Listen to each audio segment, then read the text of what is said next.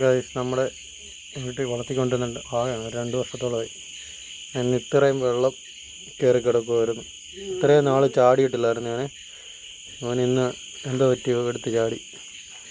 പരിക്ക് പറ്റിയതായി ഇവിടെ കിടക്കുമായിരുന്നു. ഇത് കണ്ടോ അവൻ്റെ ചിതമ്പല ഇവിടെ കിടക്കുമായിരുന്നു. ഞാൻ മഴയത്ത് ഗപ്പിക്ക് തീറ്റി കൊടുക്കാൻ വേണ്ടി വന്നതാണ്. നമ്മുടെ മഴ സമയത്ത് വൈകിട്ടേ അന്നേരമാണ് കാണുന്നത്. എടുത്തിട്ടപ്പോൾ ജീവനുണ്ടായിരുന്നു. ഇതാ ഇപ്പോൾ വന്ന് നോക്കിയപ്പോൾ നശം പോയി. ഇത്ര നാൾ കൊണ്ടുവന്ന് നമുക്ക് വേറൊരു വാഴ കൂട്ടിന് വേണ്ടി കിട്ടിയതിനെ കൊണ്ടുവന്ന് അപ്പുറത്ത് മാറ്റിയിട്ടുണ്ടായിരുന്നു.